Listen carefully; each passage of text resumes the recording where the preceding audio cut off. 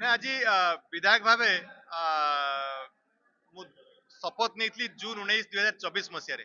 ଆଜି 2 ବର୍ଷ ପୂର୍ତ୍ତି ମତେ ଲାଗିଲା ଏଇ 2 ବର୍ଷ ଭିତରେ ମୁଁ କଣ କାମ କରିଛି ନିଶ୍ଚିତ ଭାବେ ପାଟକୁରାବାସୀ ଜାଣିବା କଥା, ସାଧାରଣ ଜନତା ଜାଣିବା କଥା ଏବଂ ସମଗ୍ର ରାଜ୍ୟବାସୀ ମଧ୍ୟ ଜାଣିବା ଯେହେତୁ ରାଜ୍ୟରେ ଅନେକ ଥର ମୋ ବିଷୟରେ ଚର୍ଚ୍ଚା ହୁଏ ତ ମୁଁ କଣ କାମ କରିଛି ଏଇଟା ମୋର କର୍ତ୍ତବ୍ୟ ମୁଁ ଗଣମାଧ୍ୟମକୁ ଜଣେଇବି ଏବଂ ପାଟକୁରାବାସୀଙ୍କୁ ଜଣେଇବି। ସେଥିପାଇଁ ମୁଁ ନିଷ୍ପତ୍ତି ନେଲେ ଗୋଟେ ପ୍ରେସ କନଫରେନ୍ସ କରିବା ପାଇଁ।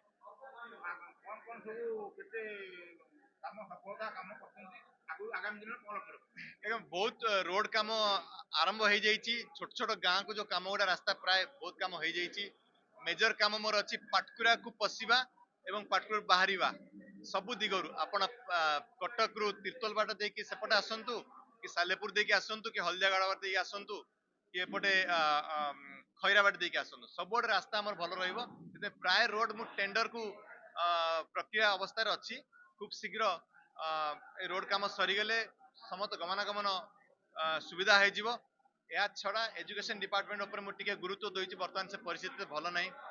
ଓଡ଼ିଶା ଆଦର୍ଶ ବିଦ୍ୟାଳୟ ତାର ସ୍ଥାନାନ୍ତର କରାଗଲା ତା ନିଜ ବିଲ୍ଡିଂ ସେମାନେ ଗଲେ। ଏଇଟା ଓଡ଼ିଶା ଆଦର୍ଶ ବିଦ୍ୟାଳୟ ବରକଣା ସେ କାମଟି କରିଛି। ତାଙ୍କର ବେସିକ ଇନଫ୍ରାଷ୍ଟ୍ରକ୍ଚର ଯାହା ଦରକାର ପିଲାମାନଙ୍କ ପାଇଁ ତା ପାଇଁ କରିଛି। ପାନୀୟ ଜଳ ଉପରେ କିଛି ସମସ୍ୟା ଥିଲା। ଯୋଉଠି ଯୋଉଠି ପାଣି ପହଞ୍ଚିନି ସେଠି ଟ୍ୟୁବୱେଲ ଆମେ ଦଉଛୁ। ଯୋଉଠି ଯୋଉଠି ମତେ ଅଭିଯୋଗ ଆସିଛି ଗ୍ରାମବାସୀ ମୁଁ ଯେତେବେଳେ ଯାଏ ତାଙ୍କ ପାଖକୁ ସେ ଟ୍ୟୁବୱେଲ ଦେଇଛି। ବର୍ତ୍ତମାନ ଅନେକ ଟ୍ୟୁବୱେଲ କାମ ବାକି ଅଛି। ସ୍ୟାଲୋ ଡିପ୍ ଚାଲିଛି, କାମ ଚାଲିଛି। ତା ସହିତ ହରିଦାସପୁର ରେ ମଧ୍ୟ ଗୋଟେ ବୋରିଂ କାମ ଆରମ୍ଭ ହେଇଯାଇଛି। ଖୋଳାଖୋଳି କାମ ସରିଯାଇଛି, ପାଇପ୍ କାମ ସରିଯାଇଛି। ଇଲେକ୍ଟ୍ରିଫିକେସନ କାମଟା ଚାଲିଛି ବର୍ତ୍ତମାନ ସୁଦ୍ଧା। ସେଇ ଆମେ ଦେଖିବା ଯୋଉ ଭଳିଆ ଗରମ ବଢିଛି ଚାରିଆଡେ ଏସି ଲାଗିଲାଣି, ଭୋଲ୍ଟେଜ ସମସ୍ୟାଟା ହେଇଛି।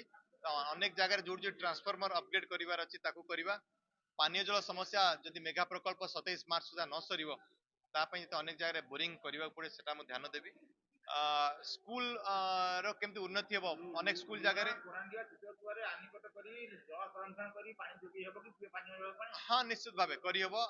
ମୁଁ ଇନଷ୍ଟ୍ରିମ୍ ଷ୍ଟୋରେଜ ଷ୍ଟ୍ରକ୍ଚର ପାଇଁ ଚେଷ୍ଟା କରିବି। ଗୋଟେ ହେଲା କଳପଡା ପାଖରେ କରିଦେଲେ ପାଣି ଉପର ମୁଣ୍ଡରେ ରହିବ ଏବଂ ତା ପୂର୍ବରୁ ଲୁଣା କରାଣ୍ଡିଆ ଯୋଉ ପାଣିଟି ଯାଉନି, କରାଣ୍ଡିଆ ଆଡକୁ ପାଣି ଯାଉନି, ସେଟା ମୁଁ ଏଇ ଗତ ବିଧାନସଭା ସମୟରେ ମାନ୍ୟବର ମୁଖ୍ୟମନ୍ତ୍ରୀ ସହିତ ବସିକି କଥା ହେଇଥିଲି। ଅଫିସିଆଲ ଆଲୋଚନା ନୁହେଁ, ଆମେ ଏମିତି ମାନ୍ୟବର ମୁଖ୍ୟମନ୍ତ୍ରୀ ଡାକିଥିଲେ ଏମିତି ତାଙ୍କ ସହିତ କଥା ହେଇଥିଲି ଏବଂ ସେ ମତେ ପ୍ରତିଶ୍ରୁତି ଦେଇଛନ୍ତି ଯୋଉ ଯୋଉ ବଡ ପ୍ରୋଜେକ୍ଟ ସେଟା ଅଶ୍ରୁଫଳା ହଉ, ବାଘେଣୀ ହଉ କି ଆପଣ ଯୋଉ ଇନଷ୍ଟ୍ରିମ୍ ଷ୍ଟୋରେଜ ଷ୍ଟ୍ରକ୍ଚର ହଉ ଯାହା ଯାହା ଦରକାର ମତେ ପ୍ରତିଶ୍ରୁତି ଦେଇଛନ୍ତି ଏବଂ ତାଙ୍କୁ ଧନ୍ୟବାଦ ଜଣେଇବି। ମାନ୍ୟବର ମୁଖ୍ୟମନ୍ତ୍ରୀଙ୍କୁ ବହୁତ ଫଣ୍ଡସ ଦେଇଛନ୍ତି ଏବଂ ବିଶେଷ କରିକି ପିଡବ୍ଲ୍ୟୁଡି ଏବଂ ଆର୍ଏନବି ମନ୍ତ୍ରୀ ଶ୍ରୀଯୁକ୍ତ ପୃଥ୍ୱୀରାଜ ହରିଚନ୍ଦନ ଏବଂ ଶ୍ରୀଯୁକ୍ତ ରବି ନାୟକଙ୍କୁ ମଧ୍ୟ ଧନ୍ୟବାଦ ଦେବି।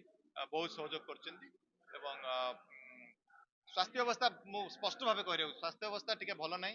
ଚେଷ୍ଟା କରୁଛି କିଭଳି ଭାବେ ତାକୁ ଅପଗ୍ରେଡ କରିବା ପାଇଁ। ଠିକ ଅଛି।